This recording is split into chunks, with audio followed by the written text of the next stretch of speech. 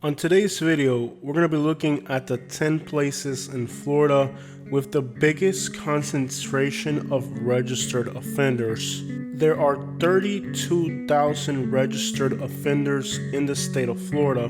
The southern part of the state has the lowest percentages by thousand, while around the Gainesville area and Tallahassee, you have the highest rates. Miami-Dade has the lowest rate in the entire state of Florida with 0.4 out of 1,000. The highest is Dixie County with a rate of 640 per 100,000, which is dramatically higher than Miami. It is no surprise that because of the embarrassing nature of this crime, that the people who engage in it are going to find the absolute most remote and desolate places to live. We recently did a series on homeless camps in the state of Florida, and I discovered that many of the people that I was finding in these homeless camps were living in these places purposely marginalized from society because of the nature of the crimes they committed. So we kind of stumbled into this topic by exploring these horrendous homeless camps and trying to understand why people end up in these miserable situations. This is a great tool that many people are not using. Part of the due diligence of buying a property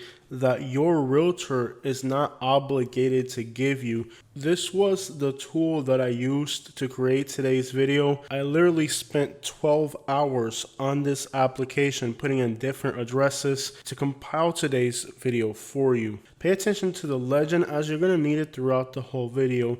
Number one is a small town called Pahokee on the shores of Lake Okeechobee.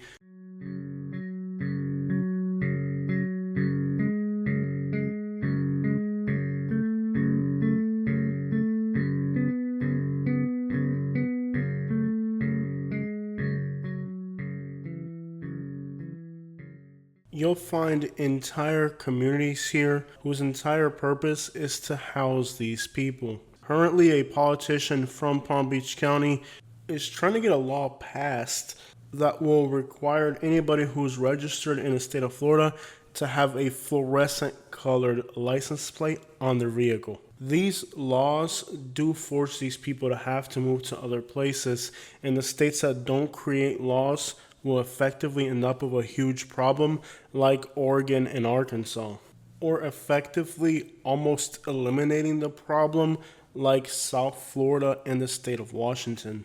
Here's Naples, Florida, which has a very low rate, one of the lowest in the entire state. Take note of Marco Island, which only has 2 offenders on the whole island. Now, one of the creepiest things about Naples is that on the southwest side of Naples Park is a public beach, and it seems like these offenders like to live within close proximity of a beach. Everybody from this community will walk right past these houses on their way to or from the beaches. I really found this detail oddly creepy within very close access to public beaches. This particular registered person in the state of Florida that lives in the city of Naples lives in a very opulent mansion.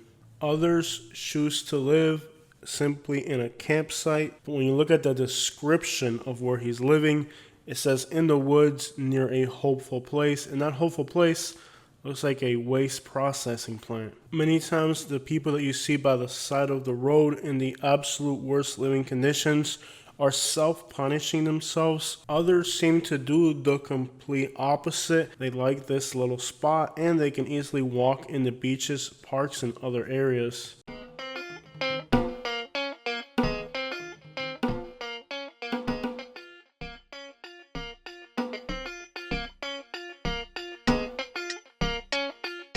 So when you look at the city of Miami being a very densely populated area, there are very few dangers here. Homeless, airport, and along the railroad track that divides Hialeah from northwest Miami, near the train tracks, you're going to find a lot of homeless camps. Have you ever wondered why the government doesn't just eliminate these people? After all, it seems like a vast majority of them are going to reoffend. Basically, it protects victims from becoming missing person cases. Number 2 is Jacksonville, Florida. You can see a 5-mile radius circle. This is as much as you can maximize this search tool. I showed you guys Miami first and Naples so you guys can understand how much more densely populated the city of Jacksonville is when it comes to offenders. You can see a line of homeless camps along 103rd Avenue. And Miami is more densely populated than Jacksonville, so there's no reason for Jacksonville to look like this when Miami doesn't. Let's just hop back to Miami for a second along the railroad tracks so you guys can see the difference between the worst part of Miami, and this is a regional problem for the northern half of Florida. Even rural communities outside of Jacksonville, which are very lightly populated, are going to have seamlessly large percentages of the population that are registered offenders, like the case of Keystone Heights. Take this site on the west side of Jacksonville. You can see several purple icons.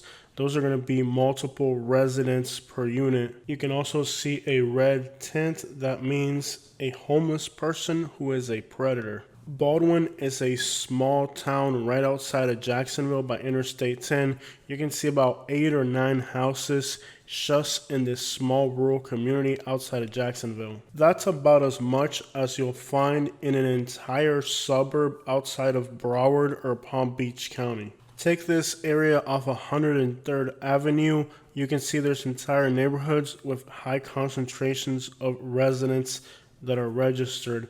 I think this guy right here can actually be seen on one of my videos. I might be mistaken, but I believe it might be this guy that we saw in this neighborhood, and this is exactly where he should have been according to the map. He was on a street corner looking at his hands and talking to them. Number 3 is Daytona Pines. This is an Ormond Beach address, part of the Daytona Beach metropolitan area. This is a community that has a very high density of registered offenders. Some of them live in multiple house units. Some of them are homeless in camps. But this area has a huge concentration. The Daytona area as a whole has a lot of problems, from addiction to crime. Just adds to the mounting list of problems that Daytona has. Number 4 is Pensacola. With a high concentration of people residing here that are registered, the city also has one of the highest overdose rates in the entire state of Florida.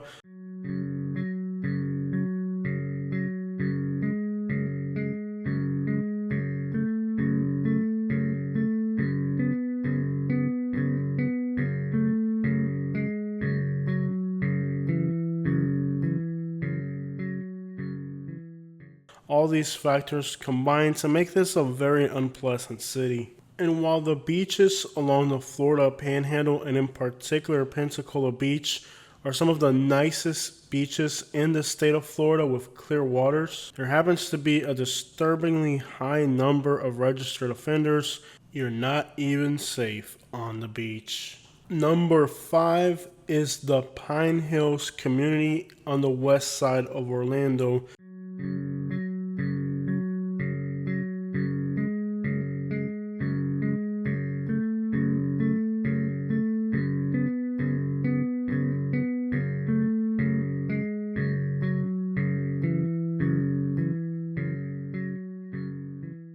The sheer concentration of offenders in this part of Orlando is concerning, and if you notice the purple dots, those are going to be multiple people per house. Apart from the fact that entire streets are nothing but registered offenders, the area is also noted for being very high in crime. Number 6 is St. Petersburg, Florida, with its famous Pervert Park. Pinellas County has a huge problem.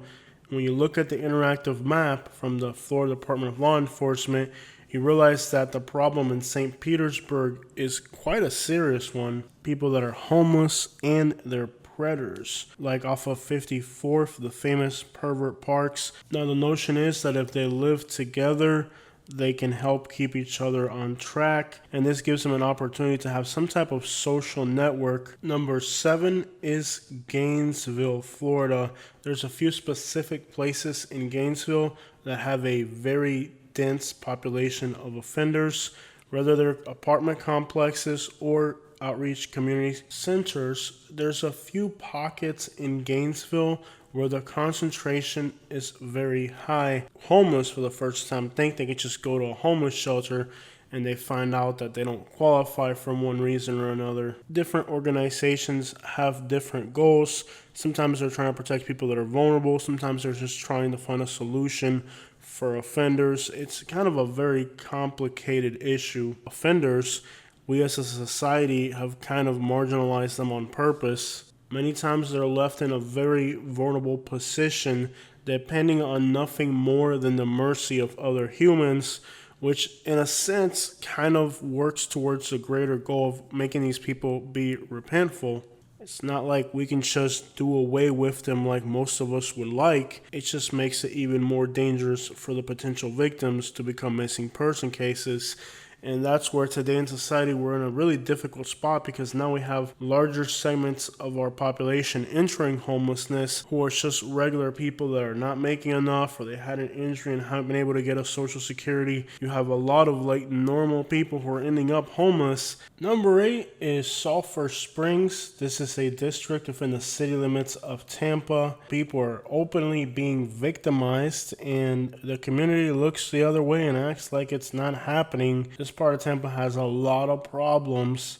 A lot of these things happen quite openly. It's a safe place for criminals, offenders, predators as well. This area is nothing but a haven of crime. Number 9 is Dixie County. The towns of Cross City and Old Town having very high concentrations.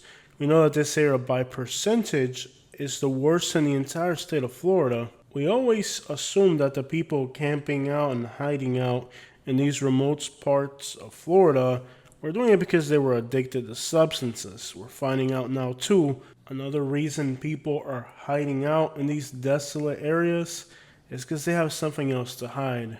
These are definitely some of the scariest parts of Florida, and when you get off the paved road and start exploring these unpaved backwood areas, you don't know what type of situation you're going to encounter. These areas are hostile to outsiders, dangerous, and harboring all types of dangerous criminals living in absolute poverty. Most of these remote North Florida areas are dealing with a lot of addiction problems. No longer are these retreats from large cities.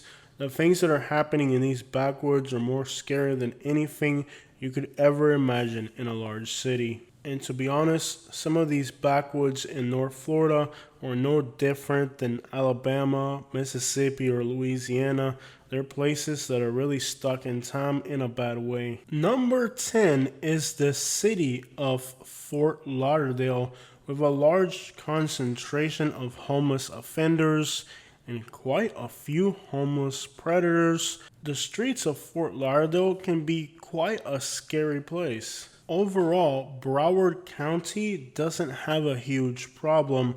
There's just concentrations in some of the worst neighborhoods of Fort Lauderdale that make these particular areas dangerous.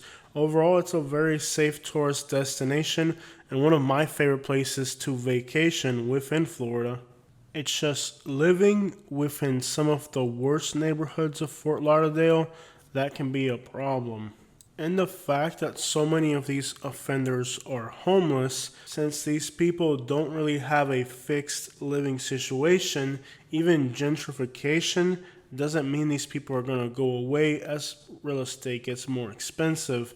And that's exactly what's happening in a lot of places in Fort Lauderdale, where they've been able to gentrify the neighborhoods, move out a lot of the people that live there, but they can't get rid of the homeless people. Alright guys, so there's a few other cities I want to mention on today's video, because there could have easily been 12 or 13 cities that made this list. And this list is very arbitrary. It's just based off my opinion, being that there's no real metrics to go by other than the Florida law enforcement website. and percentages of offenders by county, that's very limited information. And it's interesting that some of the clusters of these offenders are going to be in areas that genuinely have a very low rate, forcing the people that are offenders to seek particular communities for their own subsistence. They really have to seek these communities in South Florida because they're really not wanted here. But in North Florida, where there's less restrictions and it's more common and more acceptable, they can kind of fade in better into those communities, and they don't have to end up in a specific place. Being a really spread out area with low population density, it would be almost impossible to give you a list if I started to include places in North Florida. Alright, so let's talk about these outlying communities that could have easily made our list today, but didn't. I was really surprised Immokalee, Florida didn't make the list. There is one street that has a lot of people. Avon Park has a little concentration right next to public housing. That's pretty scary. But you can see there's parts of that area of Florida too that are densely populated, including a mobile home park right off of Highway 27. Look at this concentration of offenders in Port Charlotte, but very few are actually predators. While Lakeland overall was very low, they do have one specific community. Lakeland's done a good job of getting most of it away from the city core. Look at the older core of Spring Hill. Sadly, Bradenton and Palmetto are pretty bad. Mobile home parks off of US 41 have a concentration. Pomona Park in North Fort Myers has a few. Suncoast Estates has way too many as well.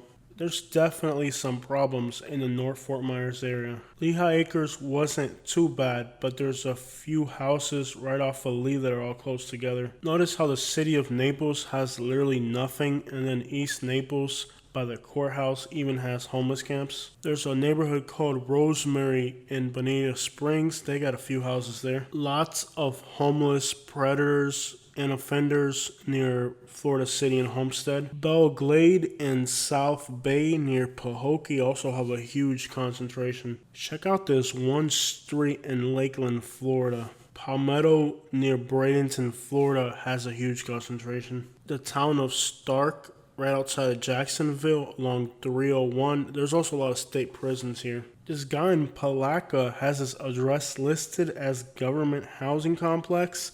This looks like a government housing complex. He's not supposed to be there. And also, it's called a Family Investment Center. That's kind of weird. I would look into that if you live there. The town of Avana, north of Tallahassee, has a lot. I mean, just look at this one little neighborhood in the city of Avana. A lot of them are multiple in the same house, and a lot of them are predators. McLenny, right outside of Jacksonville, way too many. Bradenton, Florida definitely has a problem. Look at how many reds for predators.